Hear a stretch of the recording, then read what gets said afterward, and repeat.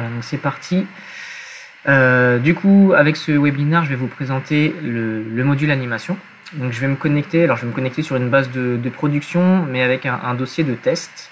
Donc sur certains écrans, il n'y aura pas forcément énormément de données. Je me connecte en web. Je vais attendre que ça s'affiche. Hop. Je vais essayer de grossir un petit peu peut-être l'écran. Voilà. Ok, donc l'idée du webinaire, c'est de vous présenter aujourd'hui le module animation uniquement. Hein. L'idée, c'est pas de vous apprendre à utiliser MyCuma Compta. Donc MyCuma Compta, il porte le nom de Compta, mais au final, c'est pas forcément qu'un logiciel de comptabilité. C'est également un outil de gestion et surtout un outil de gestion pour les CUMA.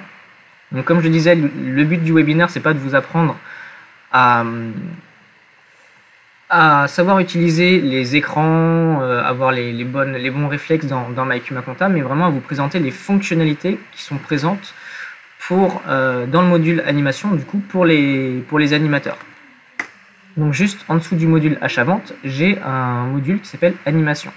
C'est un module qui a un menu qui lui est propre, vous le voyez ici, avec du coup des éléments qui sont repris de plusieurs modules. D'accord. Par exemple, le premier, dossier permanent, c'est un menu qui est également présent dans le module achat-vente. Donc, d'autres personnes qui auraient accès au module achat-vente et pas au module animation ont également accès à certains écrans qui sont disponibles dans le module animation. Par contre, il y a des écrans qui sont disponibles uniquement dans le module animation. C'est le cas, par exemple, du HTCA, du Dynacuma, etc. Donc, ce que je vais faire pour la présentation, c'est que je vais prendre les menus un à un. Donc si vous êtes là en vidéo, vous pouvez avancer au menu qui vous intéresse. Je vais les prendre dans l'ordre. Donc le premier, le dossier permanent. C'est un écran assez simple qui reprend en fait l'état du dossier actuel de la CUMA. Donc dedans, vous avez 3 onglets. Un premier onglet généralité avec l'état des statuts de la CUMA, avec la date possible d'expiration, la date d'actualisation des statuts. Le CABIS, avec la date d'actualisation du CABIS, la raison d'actualisation, le règlement intérieur, le document unique, etc. Et ça, vous pouvez le mettre à jour. Vous pouvez cocher certaines options. Également, sur le côté, vous allez retrouver tout ce qui correspond aux données de la CUMA. Alors, ces données-là peuvent être un petit peu comptables, mais voilà, ça récapitule toutes les options de la CUMA. Donc, vous allez avoir le numéro de gestion, la date d'agrément, le numéro d'agrément au HCCA, le numéro MSA, la date d'agrément, le numéro d'agrément qui est un numéro qui est différent par rapport à celui du HCCA. Si vous souhaitez remplir le numéro HCCA, c'est bien cette case-là qu'il faut remplir. Le SIRET, le numéro du registre du commerce, etc. Donc je vous laisse regarder ça. Il y a des nouvelles cases qui sont apparues là dernièrement, notamment la case adhérente à la fédération. Vous pouvez définir qu'une CUMA est adhérente ou pas à votre fédération, d'accord. Vous pouvez créer, vous, en tant qu'animateur ou à la fédération, toutes les CUMA de la fédération, également celles qui ne sont pas adhérentes. Et si vous les créez, ça a l'avantage, vous aurez l'avantage de pouvoir renseigner en fait les matériels de la CUMA, etc. Et du coup, que ces données-là soient également disponibles dans MyCuma Data, d'accord, clic ou infocentre, pour que vous ayez les données, d'accord. Ça vous permet de centraliser vraiment toutes les données dans MyCuma Data et d'y avoir accès en une seule fois, plutôt que d'avoir des fichiers Excel qui se baladent un petit peu partout. L'option de groupement d'employeurs, la date de création de la CUMA, la situation également de la CUMA, à savoir si elle est active, inactive, en cours de dissolution, liquidée, exclue de la fédération, démission de fédération, ou si c'est un dossier de test, un dossier en erreur ou un dossier en exemple.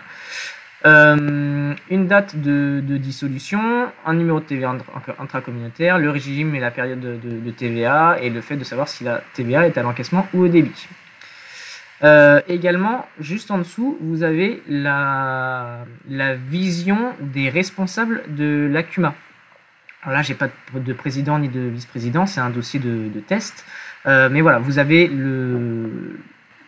toutes les personnes qui ont une fonction d'administration ici en tant que vice-président, président, trésorier, secrétaire. Et également, si c'était renseigné, vous auriez le numéro de téléphone qui serait juste à côté, ici. Ok, ensuite sur les autres onglets, vous avez les modifications statutaires, donc là qui vont présenter pour un tableau avec chaque donnée. Donc le premier, c'est l'harmonisation avec la dernière version des statuts type. L'option associé non coopérateur, l'option tiers non associé, à savoir si la CUMA dispose oui ou non de l'option, modification de la circonscription territoriale, modification de l'objet, siège social, etc. Et dernière chose, c'est la création-dissolution de la CUMA. Donc vous avez la date de création et les dates de première AG de dissolution, AGE de dissolution, et la date de deuxième AGE de dissolution, ainsi que la date du coup de radiation de la CUMA. Et sachez que ces dates-là agissent sur le statut de la CUMA, à savoir si la CUMA est active, en cours de dissolution, etc. Si jamais vous renseignez une première date d'AGE de dissolution, ça va mettre la situation de la CUMA en tant qu'en cours de dissolution. Puis à la fin, ça sera liquidé. Donc dans cet écran-là, en haut, vous avez des boutons qui peuvent être importants et qui vont vous simplifier la vie au quotidien pour accéder à certains écrans. Moi personnellement, pour visualiser les adhérents ou les contacts de la CUMA, je passe tout le temps par là, je ne vais jamais dans le menu adhérents pour des éléments rapides de visualisation. Je vais toujours dans le dossier permanent et ensuite dans contact. Cet écran-là, il a l'avantage de montrer tous les contacts de la CUMA, que ce soit des adhérents, mais également des contacts d'adhérents. D'accord ? Si jamais vous avez un GAEC et que vous souhaitez voir les contacts du GAEC via cet écran-là, vous n'avez pas besoin d'aller dans adhérents, se positionner sur le GAEC et visualiser les contacts du GAEC. Non, c'est dans un seul écran que vous avez tous les éléments. Par exemple, ici, je vois que Skywalker est un associé, d'accord ? Et il est associé de l'adhérent numéro 57 d'Arc. Ici. Voilà, j'ai pas besoin de rentrer dans les contacts de l'adhérent d'Arc pour visualiser les associés de cet adhérent-là. Ok, très bien. Donc voilà, là en couleur, vous avez certaines lignes. Ce sont des lignes où dans le menu gestion, il y a des fonctions d'administration. D'accord ? C'est ici que vous pouvez noter qu'une personne est président, administrateur, vice-président, etc., trésorier. Vous pouvez lui définir des fonctions. Donc admettons ici Luc, je vais le définir en tant que président. Donc je suis dans contact et dans la prochaine case de libre, je vais noter la fonction P. Alors vous en avez tout un tas des fonctions. Si je clique ici sur la loupe, je vais toutes les afficher. Les voici. Et donc P, ici, c'est bien président, donc je vais lui affecter.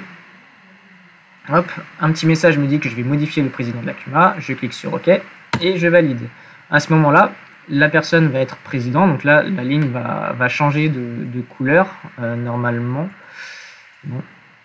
Je suis pas sûr que président, ça change peut-être pas de couleur. C'est peut-être que les fonctions administrateurs. Ou alors il faudrait que je recherche l'écran, je ne sais pas.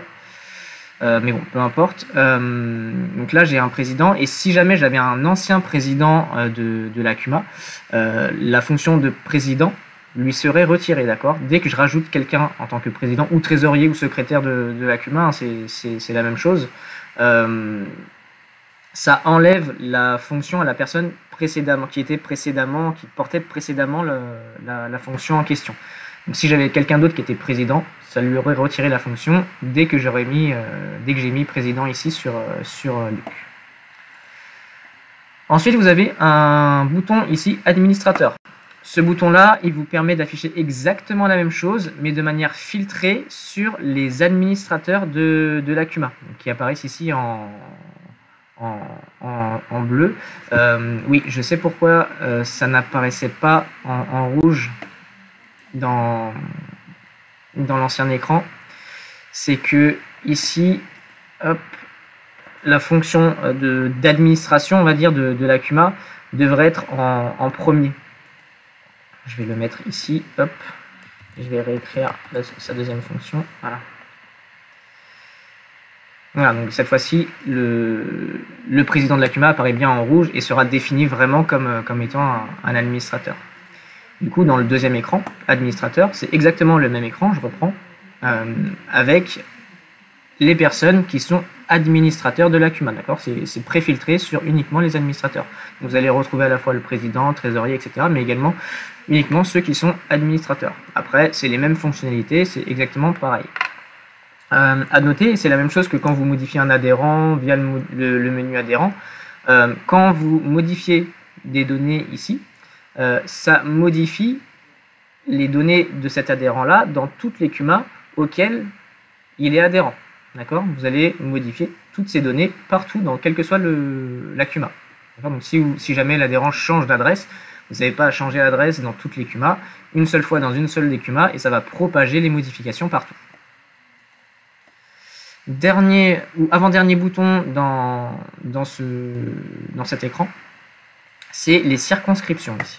Alors c'est quelque chose qui est assez peu utilisé, mais qui va définir, vous allez ici pouvoir définir les circonscriptions territoriales de votre CUMA. Donc là, pour l'instant, j'en ai pas, mais je peux en créer, soit en sélectionnant des cantons ou des communes. Si je clique sur sélection canton, je vais pouvoir ici sélectionner ou filtrer.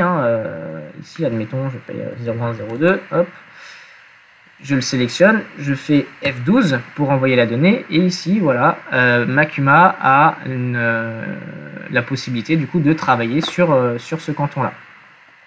Pareil, je pourrais sélectionner des communes. Hop, je ferme cet écran. Et dernière chose, c'est le suivi annuel.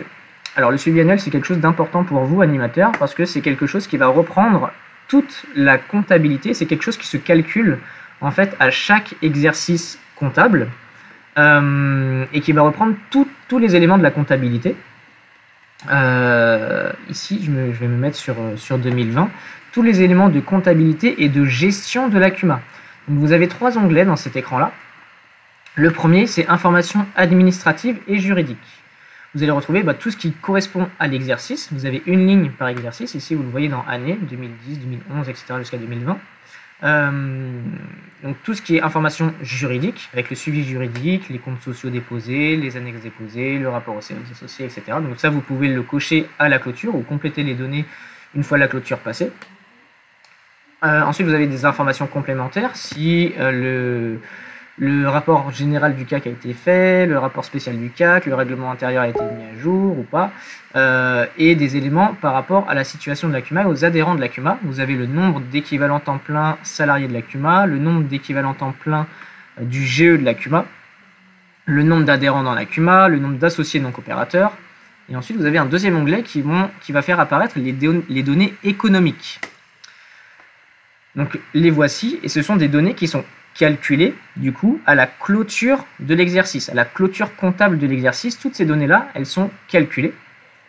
Donc ça remplit tout ça. Et toutes les catégories que vous voyez là sont des éléments qui sont repris lorsque vous déclarez le fichier HCCA. Vous savez, dans MyCumaConta, on le verra tout à l'heure, vous avez la possibilité d'exporter le fichier pour pouvoir déclarer vos CUMA chaque année au HCCA. Donc vous avez 2 types de déclarations, économiques ou administratives. Et les données économiques sont reprises de cet écran-là. D'accord? Donc si jamais vous avez des éléments à modifier, etc., c'est ici que vous pouvez le modifier. Vous voyez qu'il y a une ligne qui est en rouge, c'est la ligne avec le capital social le plus élevé qui apparaît en rouge.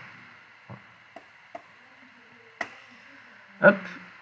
Et puis toute dernière chose, qui n'est pas réellement un bouton ou un menu dans cet écran du dossier permanent, c'est ici les pièces jointes, les fichiers joints. Vous avez la possibilité, donc ça ouvre un petit écran, de mettre des pièces jointes à votre dossier, de mettre les statuts de la CUMA, etc. Et toutes les personnes qui ont accès au dossier pourront retrouver les pièces jointes qui se situent dans cet écran-là, de la CUMA. Alors par défaut, vous allez en général y retrouver souvent les tableaux d'amortissement. C'est quelque chose qu'on sauvegarde automatiquement à l'impression du tableau d'amortissement de la comptabilité. On le sauvegarde dans les pièces jointes du dossier permanent. Donc là, ici, si je double-clique sur ce fichier-là, je vais avoir une édition qui va se lancer, qui est les amortissements de mon dossier. Donc, je crois que c'était en 2020. Et voilà, ici vous pouvez tout à fait venir avec le petit plus ici, créer de nouveaux fichiers et importer de nouveaux fichiers dans le dossier permanent, dans les pièces jointes du dossier permanent, et tout le monde pourra y accéder, d'accord, à la fois les animateurs, les comptables, le trésorier de la CUMA s'il accède au dossier, voilà. Hop, je quitte sans sauvegarder. Donc ça, c'était pour le premier menu. Second menu, table. Ici, ça va répertorier les tables principales du dossier. D'accord? Vous voyez, il y a deux menus, table et table fédérative. Le premier, c'est vraiment des tables qui sont par rapport au dossier. Premier élément, c'est les adhérents. Donc ça va vous représenter les adhérents. Hop. Avec tous les adhérents. Alors, c'est un écran du coup qui est vraiment spécifique aux adhérents, c'est filtré sur les adhérents. La différence avec l'écran tout à l'heure qu'on a lancé depuis le dossier permanent, c'est que depuis le dossier permanent, c'était un dossier, un écran avec tous les contacts, que ce soit des adhérents ou des contacts des associés de GAEC.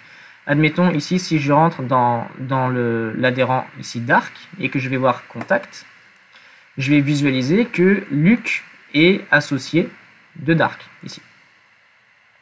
D'accord? Donc j'ai un adhérent qui est Dark et l'associé qui est Luke Skywalker. Ok, bah voilà pour les adhérents. Voilà, vous avez du coup l'accès au listing des adhérents. Vous pouvez également modifier des éléments dans les données dans les adhérents. Vous avez ensuite accès aux salariés. Donc les salariés, pareil, c'est un écran tout simple avec le listing des salariés. Sachez également que si jamais un salarié est dans plusieurs CUMA, si vous modifiez une donnée d'un salarié ici, ça va le modifier dans toutes les CUMA dans lesquelles il est salarié. Ok, très bien. Vous avez pareil les fournisseurs, bon, c'est exactement la même chose que les adhérents et le principe est toujours le même. Si vous modifiez une donnée d'un fournisseur, il va le modifier dans toutes les CUMA dans lesquelles le fournisseur est enregistré. Très bien. Ensuite, vous avez les matériels. Alors, matériels, donc ça va vous présenter toute la liste des matériels. En italique et en gras, ce sont les matériels qui sont liés à une immobilisation. D'accord ?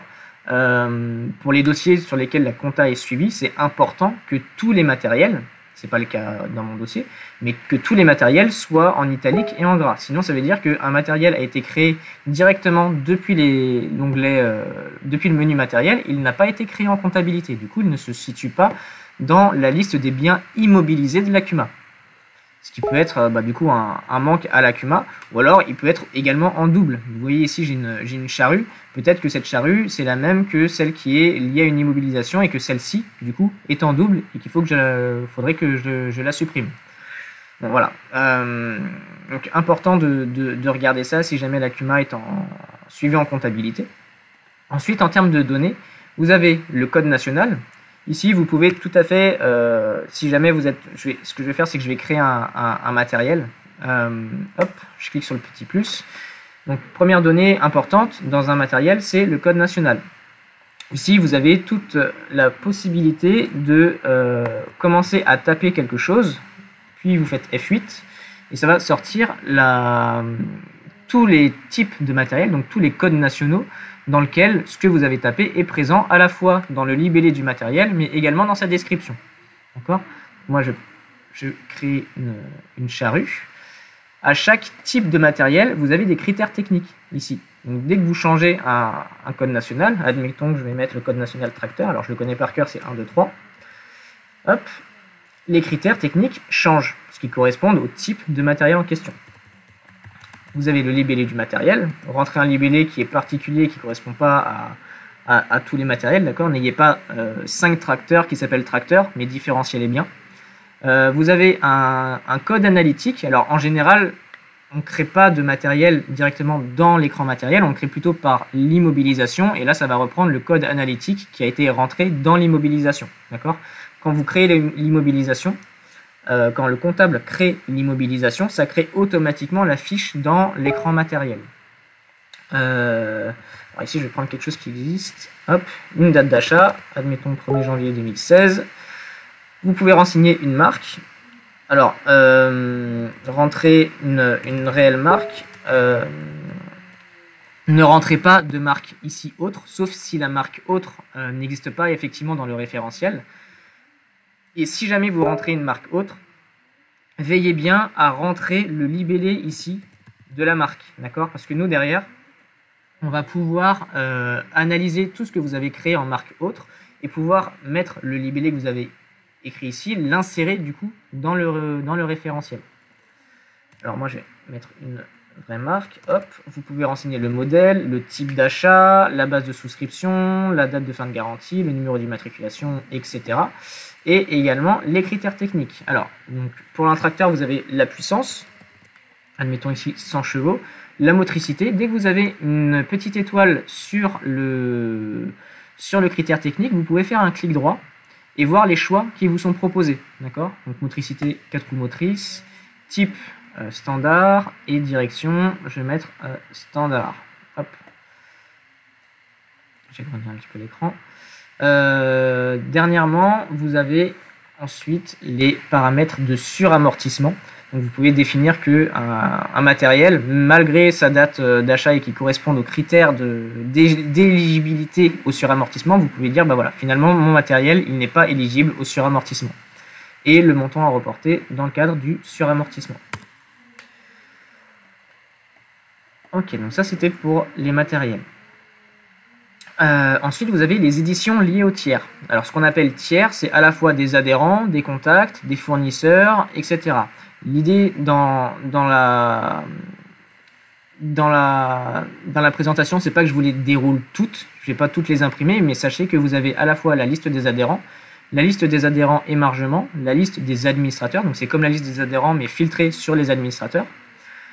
La liste des fournisseurs, la liste des clients, donc les TNA, et deux listes un peu particulières, adhérents et clients, et fournisseurs qui sont toutes les deux paramétrables. Donc vous pouvez rentrer plus de paramètres pour filtrer l'édition, afficher plus de choses, les afficher différemment.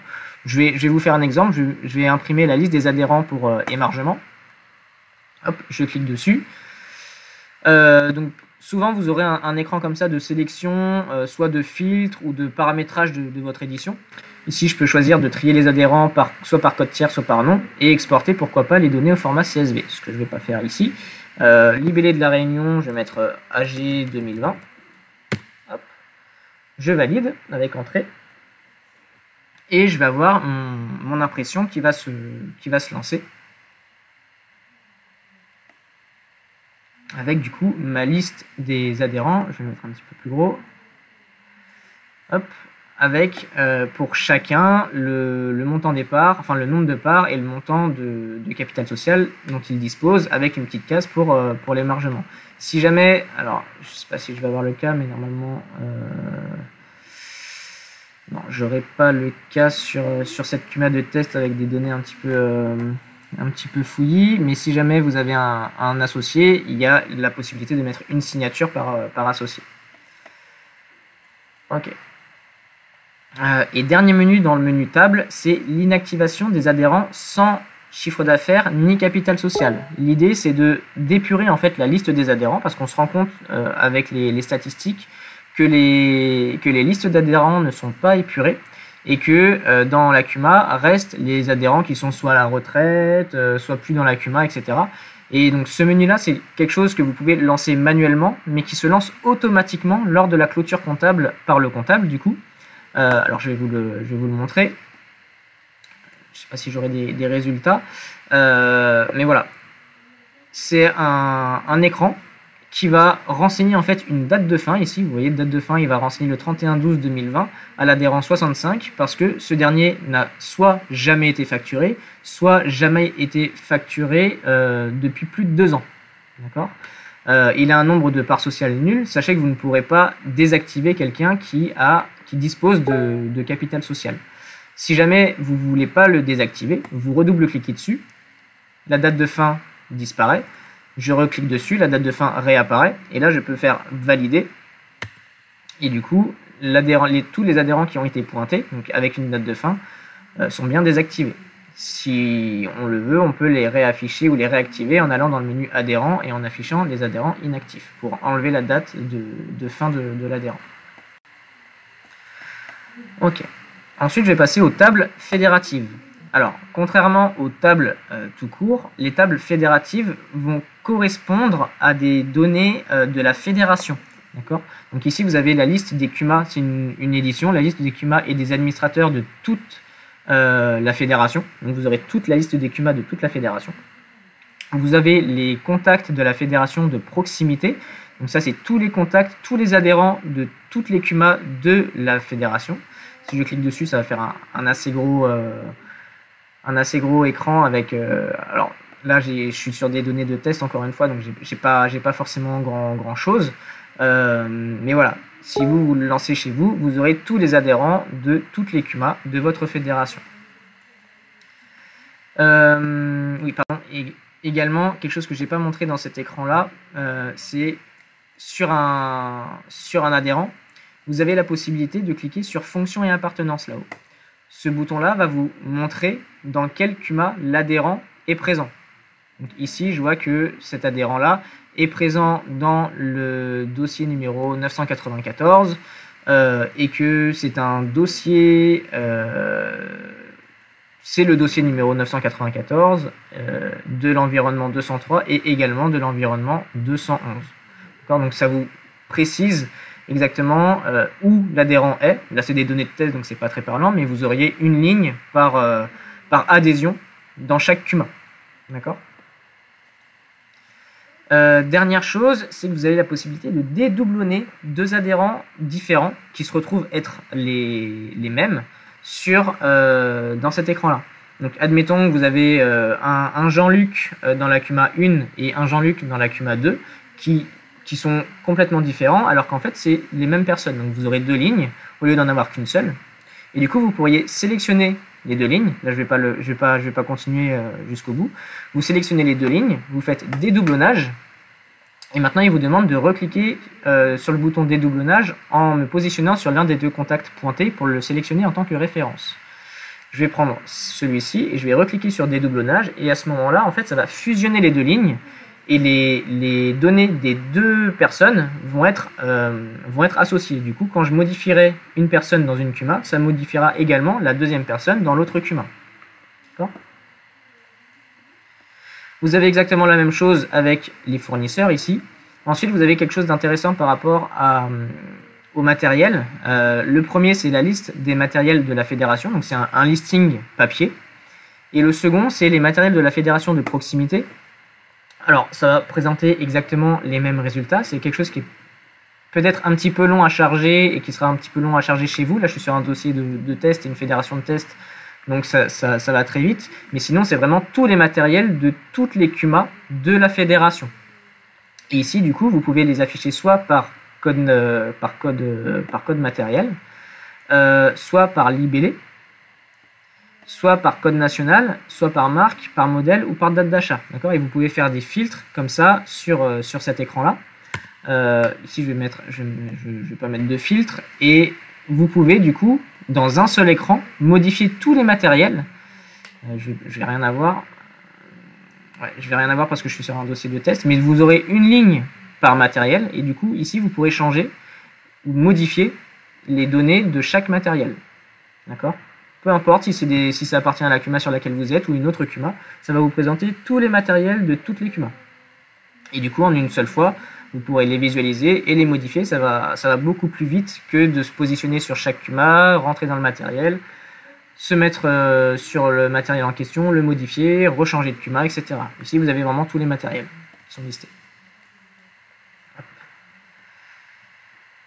Ensuite, en dessous de table fédérative, vous avez les tables d'administration de MyCUMA Planning et Travaux. Alors, je ne vais pas vous le présenter ici, parce qu'il y a eu un webinar vraiment dédié à ce truc-là, qui dure une petite heure, que je vous invite, si jamais le sujet vous intéresse, à le visionner. Et voilà, ce menu-là, il vous permet de paramétrer votre dossier sur MyCUMA Planning et Travaux. Ensuite, vous avez les engagements. Alors, ce menu-là, il vous permet de créer en fait vos engagements. Alors, je vais vous montrer. Non, pardon, pas de créer vos engagements, mais de les imprimer, d'accord ? La création des bulletins d'engagement se fait dans le menu achat-vente. Vous avez un menu dans achat-vente, capital social et engagement. Et ensuite, vous avez engagement. Et saisie des engagements. C'est via ce menu-là que les personnes, les comptables ou le gestionnaire de l'ACUMA va saisir les engagements. Et vous, en tant qu'animateur, par contre, dans le menu engagement, vous avez la possibilité d'imprimer les bulletins d'engagement, d'imprimer la liste de tous les engagements et de faire une autre édition de comparaison entre les quantités qui ont été engagées et les quantités qui ont été facturées. D'accord ? Je vais vous montrer l'impression des bulletins d'engagement. Je ne sais pas si je vais en avoir par contre sur cette CUMA. J'espère que oui.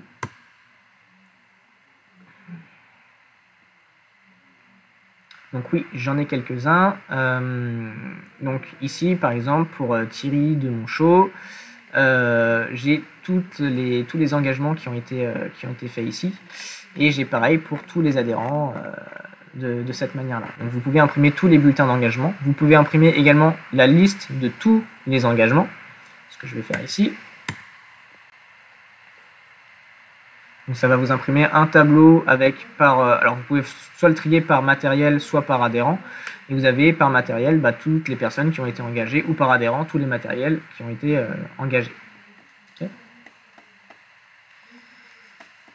Et ensuite, comparaison engagement et quantité, je ne vais pas le faire parce que ça va donner des données un petit peu saugrenues puisque c'est un dossier de test. Mais voilà, ça va vous comparer en fait tout ce qui a été facturé avec ce qui a été engagé pour que vous puissiez savoir ce qui doit être fait, d'accord, là-dessus. Est-ce qu'il faut procéder à une facturation supplémentaire ou pas par rapport à l'engagement, etc. Ensuite, on va passer au capital social, donc le menu qui est juste en dessous. Ici, ça va vous donner la possibilité d'imprimer des tableaux récapitulatifs des états de parts sociales dans l'ACUMA. Alors, vous en avez 5 différents qui présentent les données de manière un petit peu différente. Le premier, c'est les stocks de parts sociales, avec le capital social appelé, libéré ou non. C'est-à-dire que le chiffre qui va être indiqué ici sur l'adhérent ne va pas s'occuper de savoir si l'adhérent a réglé ses parts sociales. D'accord ? Ici, l'objectif de ce menu, c'est de savoir toutes les parts sociales qui ont été appelées, peu importe qu'elles aient été réglées ou pas. Donc, vous avez cette édition-là. Alors selon le nombre d'adhérents et le nombre de parts sociales que vous avez, ça peut prendre un peu plus de temps. Mais voilà, ici le nombre de parts en stock ne se préoccupe pas de si les parts sociales ont été libérées. Donc si elles ont été réglées par l'adhérent. D'accord ? Ici c'est le montant qui est des parts sociales appelées.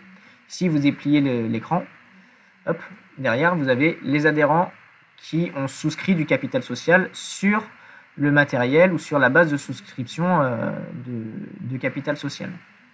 Cet écran-là et tous les écrans de capital social, vous pouvez soit les imprimer avec la petite imprimante, soit les exporter sur Excel, avec le petit bouton Excel ici. Deuxième édition, c'est le capital social par base et adhérent détail. Alors ça, c'est une édition que moi, personnellement, j'utilise beaucoup. Cette édition-là va détailler tous les états de capital social de tous les adhérents, par base ou par adhérent. D'accord ? Donc ici, vous voyez, j'ai pas seulement une colonne par en stock, mais j'ai vraiment le détail de tout ce qui s'est passé, toute la vie de mon capital social. Donc ici, par exemple, je déplie cette base de souscription. Je vois que de Monchaux Thierry a 10 parts appelées, qu'il les a libérées, et il ne les a pas encore annulées ni remboursées, il n'a pas de parts transférées sur cette base de souscription. Ce qui fait que au final, son solde, c'est bien le nombre de parts libérées qu'il a ici. D'accord ? Donc voilà, ici, avec cette édition-là, vous avez le détail de la vie du capital social, savoir ce qui s'est passé réellement et combien il dispose de parts dans chaque état de capital social. Ensuite, vous avez le capital social réglé par base ou adhérent. On va dire que cette édition-là est exactement la même que la première, excepté que celle-ci, par contre, va s'occuper uniquement du capital social réglé. D'accord ? Vous n'aurez que le capital social réglé, c'est-à-dire que si un adhérent a appelé du capital social, mais ne l'a pas encore réglé, il n'est pas encore libéré, ça ne va pas apparaître dans l'édition. D'accord ? Mais voilà, sinon l'édition est exactement la même, c'est pour ça qu'il y a 2 éditions, ça va potentiellement présenter des données différentes si jamais il y a des factures qui ne sont pas encore payées par les adhérents. Deuxième édition, c'est le registre de capital social par adhérent. Cette édition-là vous montre l'historique de tout ce qui s'est passé sur l'adhérent. Donc ça va vous montrer une ligne par adhérent, je vais attendre que ça s'affiche. Voilà, une ligne par adhérent, et quand vous dépliez chaque ligne, ça va vous montrer tout ce qui s'est passé. C'est un genre de livre de bord des mouvements de capital social, de tout ce qui s'est passé chez l'adhérent en termes de mouvement de capital social. Donc, par exemple, ici, de Montchaux-Thierry, en 2003, il a eu 52 parts appelées sur la butte aux Arotor, il les a ensuite libérées le même jour, etc. D'accord ? Ça vous présente un registre du capital social, des états du capital social qui s'est tenu dans la CUMA. La dernière, c'est le capital social et le chiffre d'affaires par adhérent. C'est, je pense, celle qui est le plus utilisée par les utilisateurs. Donc, ça va vous montrer une ligne par adhérent en vous détaillant le nombre de parts, le montant de capital social et également le chiffre d'affaires qui a été fait par l'adhérent sur l'année en question. Voilà. Donc ici, je vais prendre quelqu'un qui a des choses. Pascal Després a 80 parts de libéré, 32 parts de capital social appelé non versé, donc appelé mais il n'a pas encore réglé sa facture. Ça lui donne un total de capital social de 112 parts. Et après, vous avez la colonne chiffre d'affaires, avec le montant de chiffre d'affaires qu'il a effectué sur les années qui sont positionnées juste en haut. Si je descends un petit peu, ici, il y a des personnes qui ont également du chiffre d'affaires.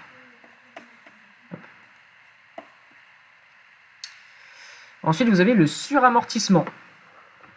Alors, là non plus, dans cette présentation, je ne vais pas vous présenter le fonctionnement réel du module suramortissement. Il est un petit peu compliqué et, on va dire, est destiné à des personnes un peu plus comptables que vous, animateurs. Mais voilà, vous avez déjà dedans la liste des matériels qui sont éligibles à la mesure du suramortissement. Donc, on va pouvoir les imprimer. Hop. Donc, dans ma CUMA, ça va être cela. Vous avez la liste, alors là je vais pas l'ouvrir cet écran là, mais c'est la liste des mouvements, c'est-à-dire des lignes de facturation que vous pouvez changer, que vous pouvez paramétrer pour que ça soit pris en compte lors du suramortissement. D'accord ? Bon, je ne vous présente pas ce truc là ici. Et dernière chose, surtout l'édition la plus importante, c'est ici le menu suramortissement qui va vous permettre de sortir les éditions de suramortissement. Également, vous avez la possibilité d'un export avec un fichier CSV. Je vais le décocher. Je valide le lancement de mon édition. Et du coup, ça va calculer pour chaque adhérent, sur chaque matériel éligible au suramortissement, le montant qui peut être déduit des impôts. Donc si je descends un petit peu ici, voilà, alors d'abord par matériel, sur chaque matériel, donc ici je suis sur, je vais le mettre un petit peu plus gros, sur ma charrue, qui a une valeur de 15 600 €, un amortissement de 182 €, ça lui donne droit à une base de suramortissement au total multi-adhérent de 73,13 €. Ces 73,13 € vont être répartis selon mes adhérents par rapport à leur pourcentage de chiffre d'affaires. D'accord ? Donc plus un adhérent va faire de chiffre d'affaires sur l'activité, ici mon adhérent 53 a fait 47,19% de chiffre d'affaires, a une part de chiffre d'affaires sur cette activité de 47,19%, il aura le droit à un montant, on va dire, proratisé sur les 73 €. D'accord ? Et du coup, au total, j'ai 73,14 € qui sont affectés à tous mes adhérents. Et donc, pareil sur tous les matériels, si j'en avais plusieurs. Et dernière chose, vous avez les attestations pour la mesure de suramortissement, et cette fois-ci par adhérent. Donc ici, Luc, qui est le président de la CUMA, certifie que M. Desmonts-Thierry a consenti à l'engagement d'une activité, etc. Et que cette personne peut faire une déduction de 6,77 € correspondant à l'utilisation du matériel en question. D'accord, et j'ai la même chose sur tous les adhérents. Donc si j'avais plusieurs matériels ici, j'aurais plusieurs lignes pour chaque adhérent. Voilà un petit peu pour le suramortissement. Ensuite, vous avez un menu spécifique qui va prochainement évoluer d'ailleurs pour partir en AG. Donc, ça va être toutes les éditions dont vous pouvez vous munir pour aller en AG de CUMA. Il y en a 3. La première, c'est la liste des adhérents émargement. C'est ce que je vous ai déjà montré, je l'ai déjà imprimé celle-là tout à l'heure. Donc vous pouvez mettre un libellé de réunion. Hop. Et ça va vous imprimer votre listing d'adhérents avec une case dans laquelle les adhérents que vous pouvez imprimer avec une case du coup dans laquelle les adhérents pourront signer. Ok. Deuxième chose, ça c'est le PV d'AG. Vous pouvez imprimer un PV d'AG qui est pré-rempli dans MyCUMA Compta. Donc vous cliquez sur PV d'AG et ça va générer un document qui va pouvoir être publi-posté avec les vraies données comptables de MyCUMA Compta. Donc ici pour le PV d'AG, vous avez la date de l'AG, le lieu d'AG que vous pouvez renseigner. Vous avez également la possibilité de générer le rapport aux associés. Je valide cet écran-là et ça va me télécharger 2 fichiers. D'accord ? 2 fichiers qui vont se retrouver alors, dans le mode web dans lequel je suis. Ils vont se retrouver dans le dossier téléchargement. Donc, téléchargement du navigateur. Je vais l'ouvrir juste après. Hop, voilà le premier fichier. Et le deuxième fichier, ah oui, 3 fichiers parce que j'ai généré également le rapport aux associés. Mais ces fichiers-là, je vous les montre. Hop. Ils sont générés dans mon dossier téléchargement. Si jamais j'étais connecté en mode bureau à distance, comme certains le font actuellement, tous ces fichiers-là seraient générés non pas dans téléchargement, mais directement dans mon C. Ensuite, j'aurai un dossier... alors, je ne l'ai pas ici parce que c'est un nouvel ordinateur, mais admettons... J'aurai un dossier ensuite Cumanet. Et après, dans le dossier Cumanet, j'aurai un dossier qui correspond au numéro de gestion. Et dedans, j'aurai un dossier par année, admettons, hop, 2020. Donc, dans le C, Cumanet, dossier avec le numéro de gestion de la CUMA, un dossier par année, et dans ce dossier, j'aurai tous les éléments qui correspondent à mon export que je viens de faire. Ici, je suis dans les téléchargements. Alors, je ne sais pas pourquoi là, ici, il a mis un numéro à mon fichier, ce qui ne devrait pas être le cas. C'est pas bien grave, je vais l'enlever, mais quand vous le ferez, vous n'aurez pas de numéro. Et du coup, quand vous lancez votre fichier, ici, vous voyez qu'il y a un fichier Excel qui est associé. Quand vous allez lancer votre fichier, donc PV d'AGO, hop, je le lance, je double-clique dessus. Ok, Word. Alors, il s'ouvre de l'autre côté, je le ramène.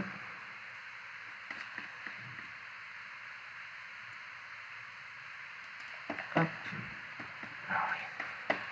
Pareil, hop, je le ramène.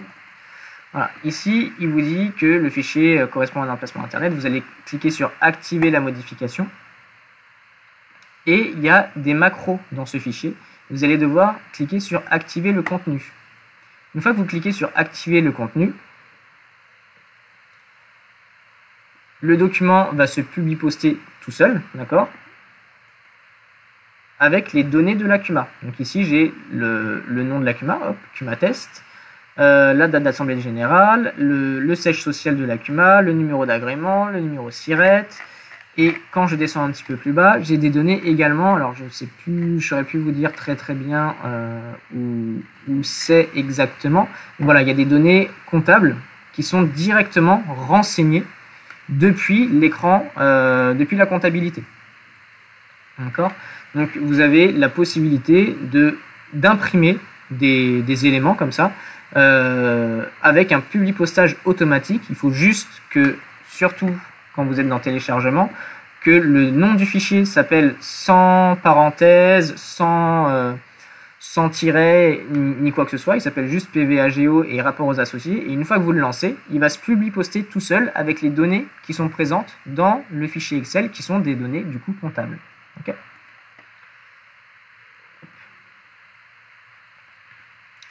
Ensuite, vous avez le diaporama automatique. Alors, c'est exactement le même principe. Ça va vous générer des fichiers que je vais lancer. Ça va vous les télécharger dans votre dossier téléchargement ou dans votre dossier Cumanet.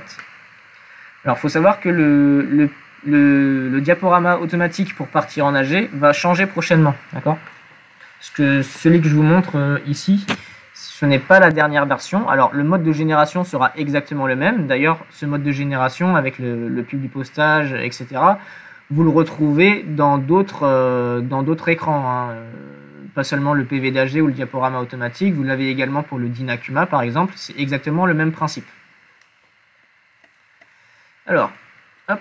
Donc, dans mon dossier téléchargement, cette fois-ci, il m'a généré 2 fichiers. Donc là, pareil, je ne sais pas pourquoi il m'a mis pour l'instant un numéro de version, mais vous ne l'aurez pas, vous, sur vos dossiers de production qui ne sont pas en test. Donc j'ai 2 éléments. J'ai diaporama AG et élément préparatoire à l'AG. Cet élément-là, le fichier Excel, contient les données, d'accord ? Mais ce n'est pas celui que je vais ouvrir. Le fichier qui m'intéresse, c'est le fichier PowerPoint. Je clique dessus, je vais l'ouvrir.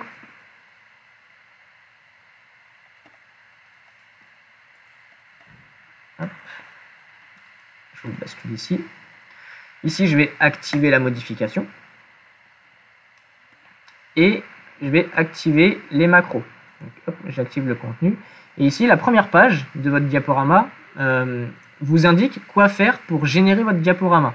Sachez que ce diaporama est compatible avec aujourd'hui les versions 2016 et supérieures d'Office avec PowerPoint.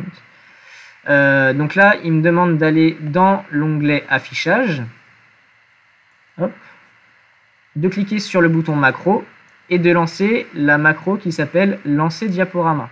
Hop, je clique dessus, je fais exécuter. À ce moment-là, j'attends simplement quelques secondes que le diaporama finisse de se générer. J'attends qu'il y ait un message.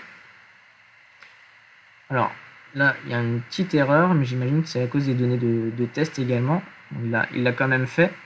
Peut-être pas sur tout, mais voilà. Donc, vous avez un diaporama qui est généré. Sachez que ce diaporama-là changera dans les prochains jours. Donc, vous avez une diapo par sujet, on va dire, abordée lors de l'AG.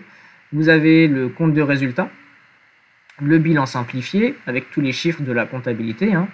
Une analyse économique et financière, des graphiques, un par rapport au chiffre d'affaires, certains par rapport aux résultats. Alors, ne vous préoccupez pas ici des graphiques, hein, comme je vous l'ai dit et je vous le répète, sur un dossier de test qui n'est pas forcément super clean. Donc, certains graphiques par rapport à des ratios comptables. Ici, j'ai le BE, le parc matériel, les charges salariales, les fonds de roulement, les créances, le capital social, etc. Jusqu'à la fin où vous pouvez aller faire le vote de résolution, le renouvellement des administrateurs, etc. D'accord ? Donc voilà, l'idée c'est d'avoir un diaporama somme toute assez complet que vous pouvez modifier, re-renseigner et sur lequel vous pouvez faire un petit peu ce que vous voulez, mais qui soit un petit peu automatique pour que vous ayez les éléments qui sont enregistrés sur MyCuma Compta. Hop. Je retourne ici. Ensuite, oui Alison, J'ai eu des problèmes pour l'extraction justement du diaporama. Ouais. Et des fois, on ne va pas me le sortir du coup, même en lançant la macro, on a essayé de coller, mais il me bloque. Et il me reste sur le diaporama que j'ai sorti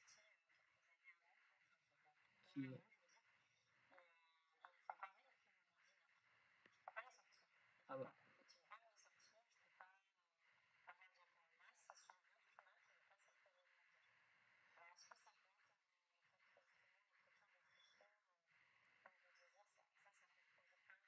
Oui. Oui, ça peut effectivement poser problème. En fait, il faut bien vérifier que le fichier Excel qui est généré ici ne comporte pas de numéro de version, d'accord? Parce que la macro, le fichier qu'elle prend, que ce soit pour le PV d'AG, le Dynacuma ou quoi que ce soit, prend le fichier ici Excel sans version. Du coup, et comme je pense que vous vous connectez en mode web, à chaque fois que vous le téléchargez, lui, ce qu'il fait, c'est qu'il crée une copie. Il crée exactement ça. Hop. Voilà.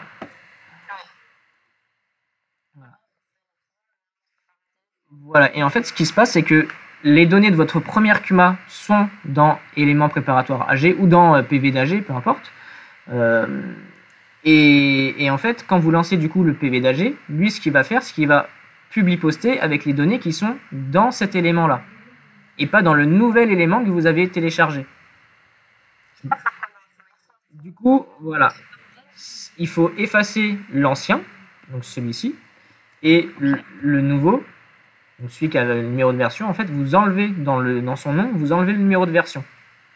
Et du coup, là, quand vous allez lancer votre PV d'AG ou de votre diaporama, ou peu importe le DINA, il va bien prendre le nouveau fichier, qui est nommé comme ça, dans votre publipostage.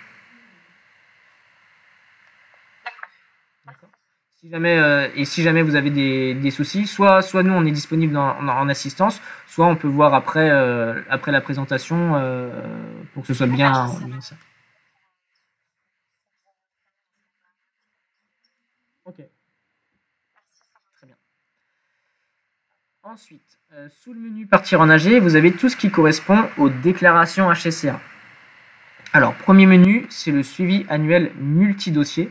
Ce menu-là va vous présenter ce que je vous ai présenté auparavant, qui était dédié à une seule CUMA, qui était le suivi annuel, qui était disponible dans le dossier permanent. Ici, c'est pour toutes les CUMA. Donc, si je clique dessus, c'est tous les résultats comptables et les ratios comptables de toutes les CUMA de toutes les années. Alors, vous avez un filtre là-haut pour filtrer sur la date d'exercice toutes les CUMA de la fédération, encore une fois.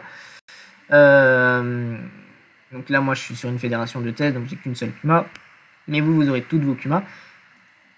Et du coup, ici, vous avez toutes les données comptables de votre CUMA. Et si vous souhaitez, vous pouvez ajuster l'année ou la retirer ou faire un petit peu ce que vous souhaitez. Hop.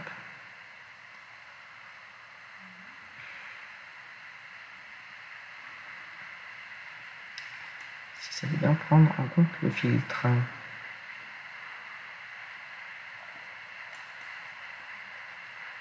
Je vais passer. Hop. Ensuite, vous avez l'édition des données HCCA annuelles. Ce menu-là vous imprime une liste avec une ligne par CUMA et par exercice, avec toutes les données économiques de la CUMA. Dernier menu par rapport au HCCA, c'est les déclarations HCCA. Il est composé de deux sous-menus. Le premier, c'est Calcul HCCA. Ce que je vous ai présenté juste auparavant, avec l'édition du suivi annuel multidossier ici, ce menu-là est rempli, enfin, ces lignes-là sont renseignées à chaque clôture comptable du dossier. Néanmoins, si les clôtures comptables ne sont pas effectuées, et que l'AG est passé, etc., et que le comptable n'a pas encore clôturé informatiquement son dossier, vous pouvez faire le calcul HCCA, du coup le suivi annuel des dossiers qui ne sont pas encore clôturés. Ça va calculer en fait tout ce qu'il y a dans cet écran. Tous les ratios comptables vont être calculés ici, et du coup, ils seront utilisés lors de la génération, donc le deuxième menu, lors de la génération du fichier de déclaration. Il faut faire attention parce que les calculs HCCA peuvent prendre beaucoup de temps. D'accord, donc si jamais vous êtes pressé, vous devez partir dans une demi-heure ou que sais-je, faites attention à ne le lancez pas très clairement, lancez-le au début de la journée ou lors d'une pause, la pause de midi par exemple, et parce que ça peut prendre très facilement plus de 2 heures de traitement, selon le nombre de dossiers que vous avez dans votre fédération. Ensuite, vous avez la génération du fichier de déclaration. Alors ça, très important, pour déclarer du coup chaque année vos CUMA au HCCA sur le site internet hcca.mycuma.fr. Vous avez une année de déclaration ici. Ensuite, vous avez le choix du type de déclaration, soit administratif, soit économique. Si vous sélectionnez économique, sachez que les données économiques qui sont prises en compte pour le fichier, ce sont les données économiques N-2. D'accord ? Moi, ce que je vais faire, c'est que je vais faire la partie économique. Je clique dessus. Hop. Donc là, il va me télécharger 2 fichiers. Voilà. Un premier fichier CSV et un deuxième fichier, alors, il l'a peut-être pas mis là, où il va le télécharger.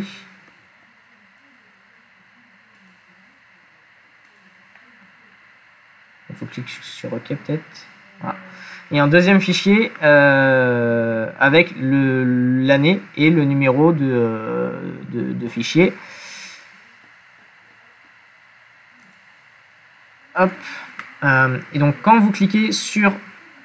Oui, je ne l'ai pas montré, mais dans le message, il dit que le fichier CSV, qui est là, il faut le mettre dans le dossier C, Cumanet. Alors le numéro de... Pardon. Un dossier qui s'appelle temp. Et vous venez le coller là-dedans. Alors pareil, moi, je vais enlever ça. Une fois que c'est fait, une fois que le fichier CSV, vous l'avez mis dans C, Cumanet, temp, vous pouvez venir ouvrir votre fichier Excel. On va essayer de l'autre côté.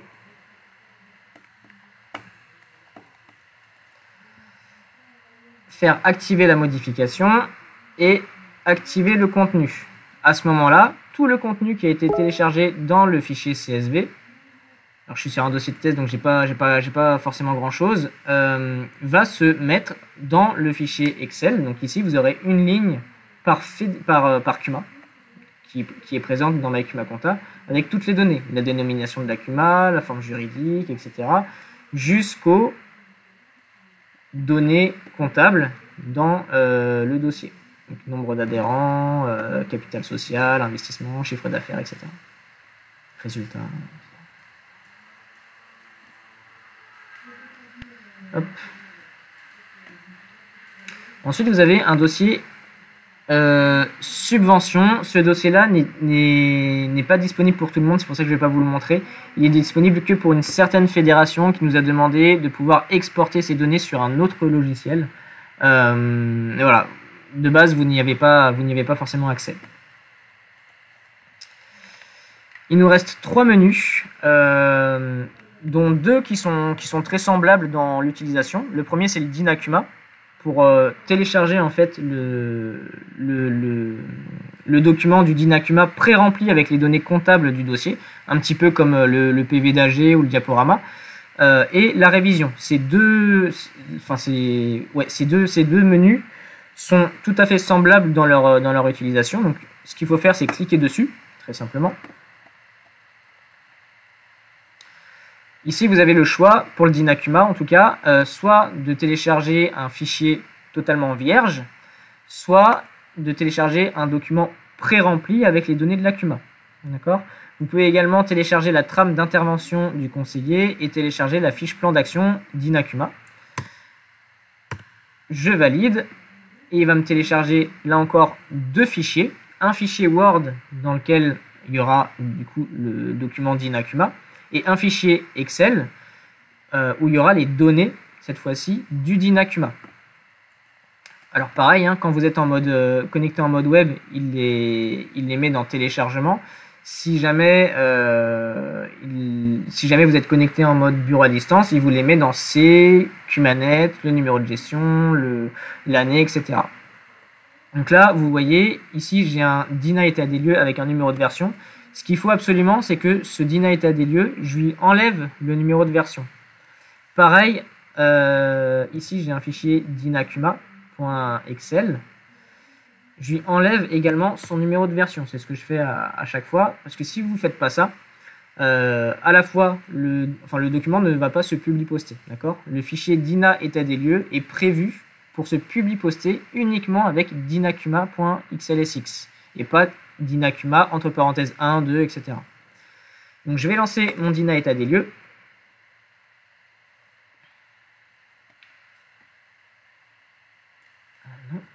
J'active la modification et j'active le contenu.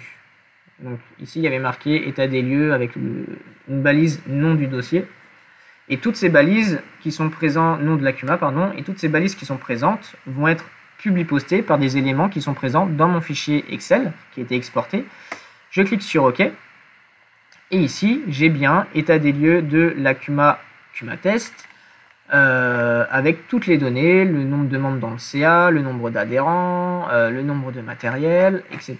Et si je descends un petit peu, j'ai quelque part les données économiques de l'Acuma, ici, la gestion financière, avec le chiffre d'affaires, l'excédent, etc. Et vous n'avez pas à le remplir manuellement, tout ça c'est exporté directement de MyCuma Compta. Du coup, vous avez exactement la même chose par rapport à la révision. Révision de l'Acuma. Hop, vous pouvez soit le télécharger de manière vierge, soit pré-rempli. Vous validez, il va vous télécharger deux fichiers, un fichier Word et un fichier Excel. Et c'est le fichier Excel qui portera l'intégralité des données. Et le fichier Word, lui, est fait pour être publié-posté avec le fichier Excel.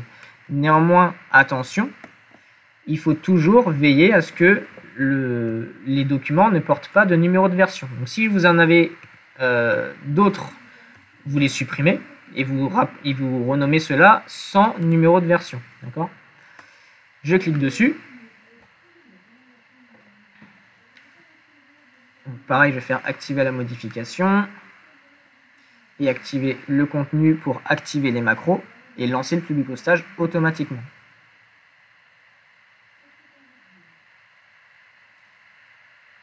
Hop, donc le fichier a été généré. Hop, Cuma test.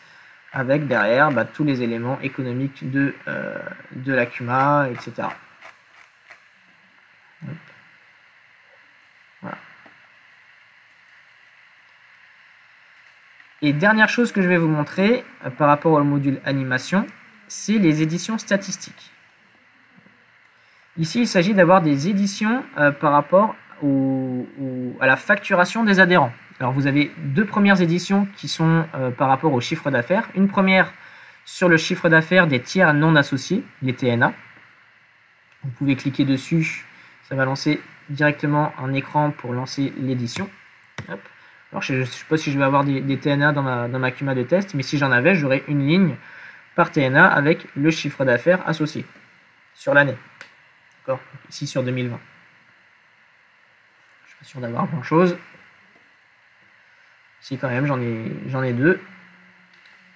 Donc ici, j'ai le code adhérent avec le chiffre d'affaires en face. Deuxième édition, c'est les quantités et chiffres d'affaires par adhérent et article. Alors ça, c'est une édition qui est un petit peu plus paramétrable, donc qui va vous ressortir encore une fois tout ce qui a été facturé soit par adhérent, soit par article de facturation. Ici, vous pouvez choisir différentes manières de trier votre édition. Soit vous la triez par adhérent, soit par article. Si je vais la faire par exemple par article. Et vous pouvez faire une présentation détaillée. Vous pouvez imprimer le détail de la TVA. Vous pouvez exporter tout ça sur un fichier CSV qui va vous télécharger. Vous pouvez faire un calcul de la moyenne travaillée, etc. Vous validez. Et du coup, ça va vous sortir une édition préconçue. Alors là, je l'ai trié par article. Du coup, ça va me présenter les articles et ensuite les différents adhérents qui ont été facturés sur cet article de facturation, avec les quantités et les montants. Comme ça, vous savez exactement ce qui s'est passé en termes de facturation sur votre CUMA.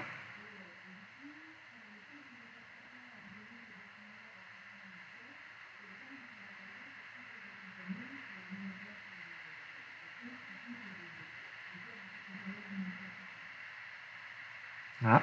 Donc sur mon article 1 CSM ici, j'ai l'adhérent 2 qui a été facturé une première fois. Après j'ai un sous-total en gras sur l'adhérent.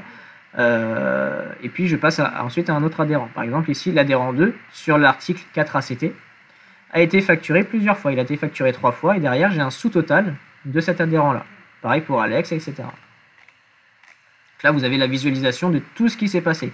Les lignes qui sont en non gras sont des lignes qui sont imprimées parce que j'ai coché l'impression détaillée, sinon elle n'aurait pas été imprimée. D'accord ? Ça vous permettrait d'avoir une seule ligne par adhérent cumulée par article. Et dernière chose, c'est le tableau de bord des mouvements.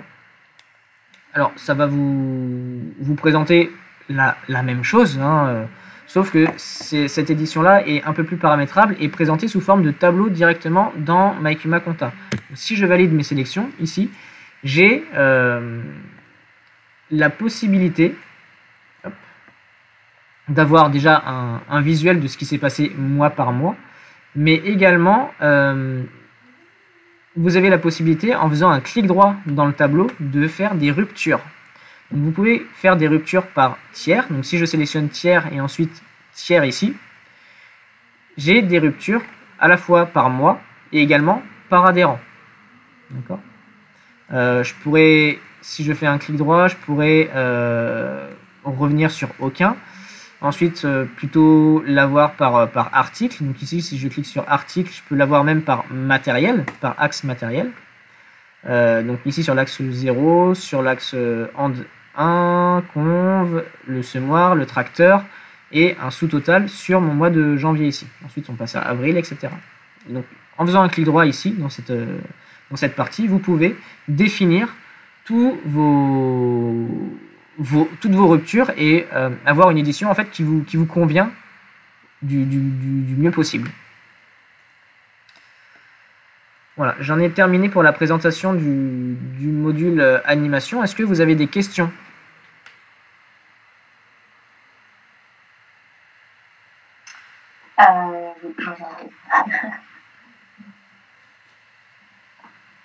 C'est possible, c'est bon ? Oui, Alison ? Oui, plusieurs questions, notamment par rapport à cette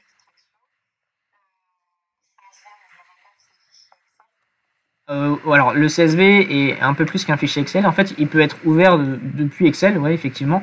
Mais sinon, il peut être également ouvert en mode texte ou avec d'autres logiciels. Ouais.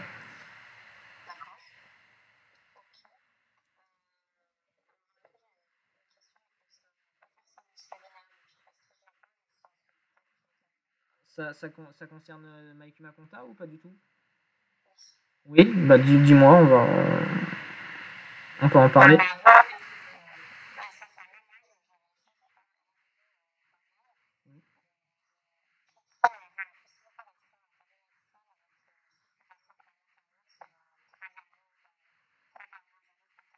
Oui.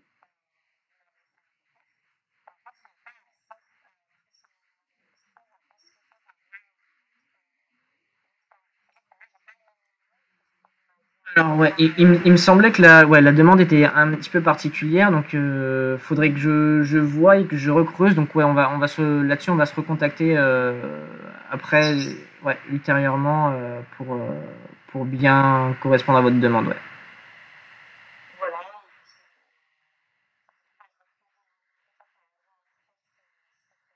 Oui. Si vous n'y arrivez pas, on est là. Si vous avez le moindre problème, on est là en assistance pour vous aider.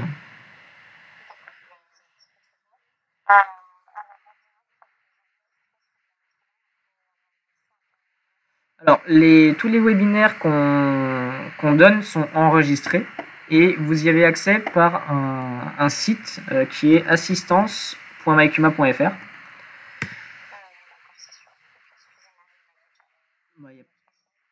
Pas de souci, du coup ça me permet de le représenter pour la vidéo. Donc, sur ce site-là, c'est notre site d'assistance. Voilà, j'étais en mode connecté ici. Donc vous arrivez sur cette page-là. Et du coup, dans MyCumaConta, vous allez retrouver ici les webinaires, les trucs et astuces, etc. Donc, tous les webinaires qu'on donne, et également sur MyCuma Planning et Travaux. Alors ils y sont pas tous actuellement parce qu'il y en a qui sont en cours, mais vous avez dans base de formation, vous avez la présentation vidéo de la solution par exemple, et prochainement il va y avoir les paramétrages de MyCumaConta vers MyCuma Planning et Travaux qui vont apparaître ici. Et ben, merci à vous du coup d'avoir suivi ce webinaire. Donc, vous le retrouverez sur le site d'assistance dans la partie comptabilité et vous pourrez le revisualiser et le montrer du coup à vos collègues. Voilà. Du coup, je vous souhaite une très bonne après-midi.